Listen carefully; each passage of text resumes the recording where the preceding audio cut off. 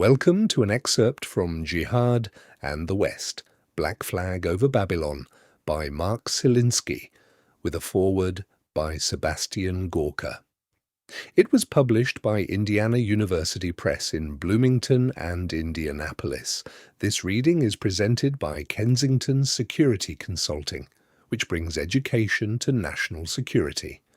This reading continues with Chapter 8, which examines the Caliphate's reach in the West. First, we examine the situations in Britain's politics and civil service. Militant Islam. Britain, like the United States, France and Belgium, has been victimized by Islamic terror for years. The government has tried to fight, as Prime Minister Cameron called it, the poisonous Islamist ideology while being respectful to Islam. Nonetheless, 4 out of 10 British Muslims want Sharia law introduced into parts of the country. A fifth of the Muslims surveyed expressed sympathy with the feelings and motives of the suicide bombers who attacked London. In 2006, then Labour MP Sadiq Khan bewailed how many Muslims feel disengaged and alienated. Less than 1 decade later, there would be twice as many British Muslims fighting for the Caliphate as there would be British Muslims serving in the British Armed Forces, and Mr. Khan would be Lord Mayor of London. By fall, the 2015 British security forces were monitoring more than 3,000 homegrown Islamic extremists. Half of the Islamists on terrorist watch lists live in London, especially in the capital's east and west, and most others live in the West Midlands and Manchester. Despite efforts to assimilate Muslims into the mainstream of British society, the number of violent suspects under surveillance has risen by more than 50% since 2007. Only 1 in 3 British Muslims would inform the police if they believed a fellow Muslim was connected to a terrorist organisation. British Muslim organisations are, at best, ambivalent about cooperating with police and security forces. Some leaders have disparaged the Prevent strategy, a national programme designed to reduce radicalism. Prevent was based on 4 pillars: stopping terrorist attacks, preventing people from becoming terrorists, protecting Britons against terror, and mitigating the impacts of terrorist attacks. Daily trials, arrests, convictions, sentencing, incarceration and parole of Islamic extremists are part of the British justice system. But there is angst about where to incarcerate the incorrigibly radical, particularly those who are Caliphate supporters. Some criminologists recommend housing them collectively to isolate the contagion or militancy. Others are concerned about the optics of a British Guantanamo Bay or the British Alcatraz. Profile 28. Banned in Britain. The Home Secretary will seek to exclude an individual if she considers that his or her presence in the UK is not conducive to the public good. Statement from the British Home Office, BBC News, 2012.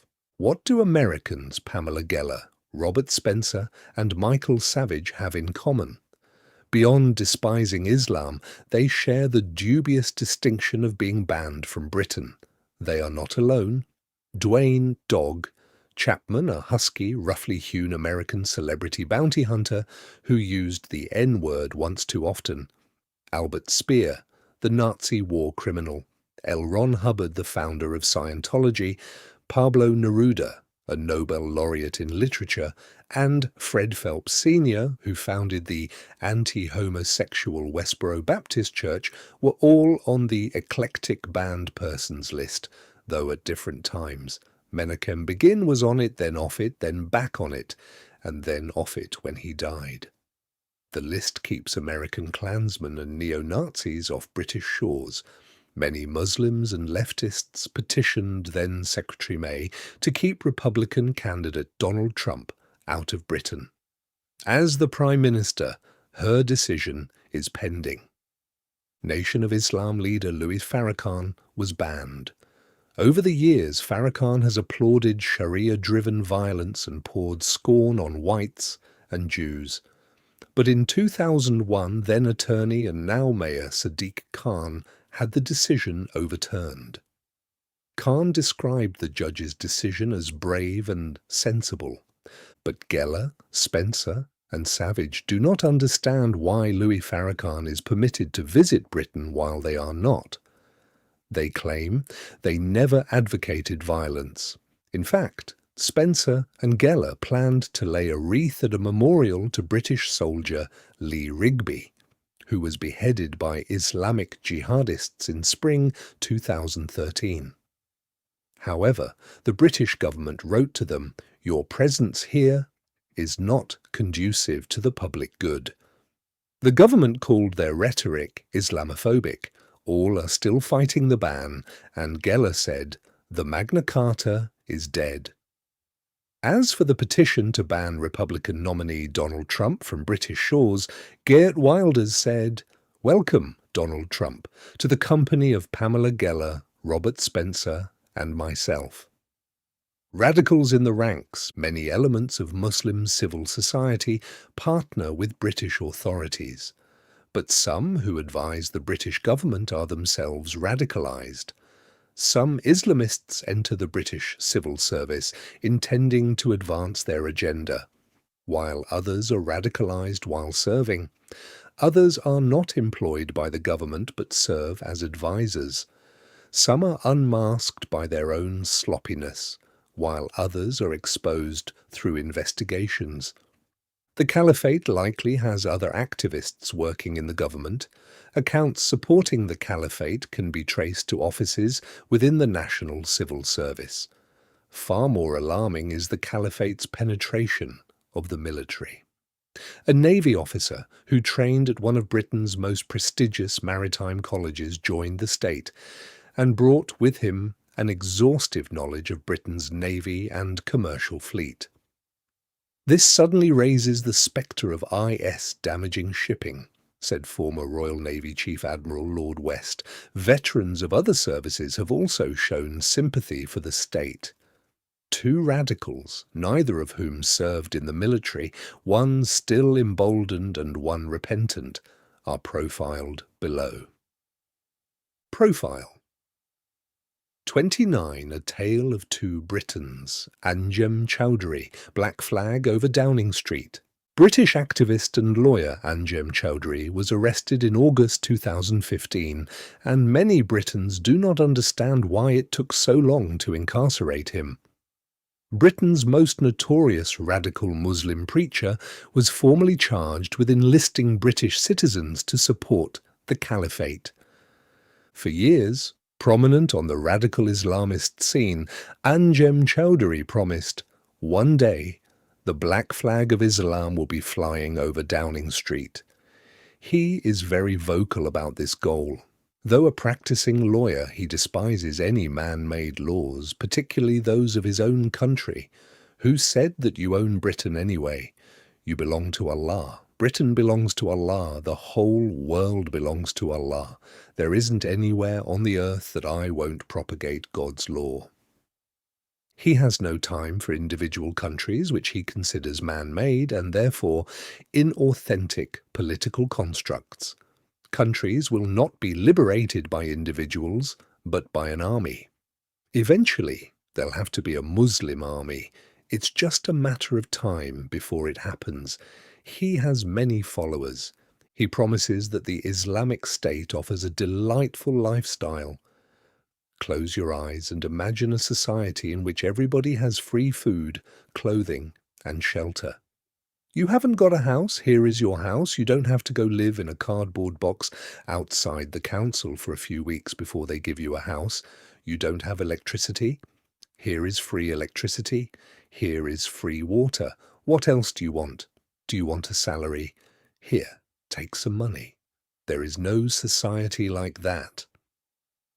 He hates the Pope, whom, in his words, should be killed for criticizing Muhammad. He seemed pleased with the killing of drummer Lee Rigby, Chowdhury told his followers that Rigby is being tortured in hell. He said, "If an adult non-Muslim dies in a state of disbelief, then he is going to the hellfire." He proclaimed, "It's Cameron who's guilty, not me." In September 2016 at the Old Bailey, Chowdhury was convicted of inviting support for a proscribed organisation. The proscribed organisation was the Islamic State. He was given a 5.5-year sentence. Abu Muntasir, I am sorry. The godfather of the British jihadis has openly wept in regret for brainwashing young British Muslims to kill in the name of Islam. In the 1980s and 1990s, Abu Muntasir recruited scores of young men to fight in Afghanistan, Kashmir, Burma, Bosnia, Chechnya, and in other distant wars in the name of jihad. For me, I always had an inner voice telling me that a lot of this is not right. He grew to hate himself for promoting jihad. In recent years, he has partnered with other ex-radical recruiters, including ex-skinheads, gang leaders, and Islamists, to halt the spread of radicalism. Emmy-winning filmmaker Jihad Khan made a video about Muntasir and several former extremists. In the film, Muntasir admitted that he encouraged British Muslims to fight abroad and die for Islam. But his conscience began to haunt him when he imagined those whom he recruited as mangled corpses and amputees. Muntasir was convinced that killing or hurting people was contrary to his nature. He had to stop, and he did. Today he warns the West of radical Islam. There is grooming, referring to the radicalization process. So the parents need to have more communication with their children. They need to have more of an overseeing aspect of how to be a good parent. As for his past, Muntasir sighed, "Why I have never been arrested, I don't know." The Caliphate.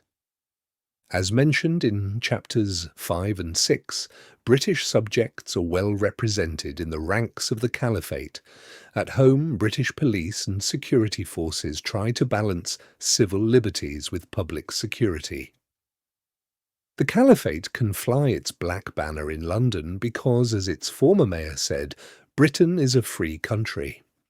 Sir Bernard Hogan Howe, the Commissioner of the Metropolitan Police in London, opined that carrying the flag was not necessarily the worst thing in the world.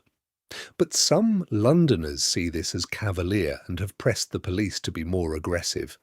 London police failed to arrest a man who draped himself in an Islamic State flag and strolled past Big Ben and the Houses of Parliament. On his shoulders was a small child waving a smaller state flag.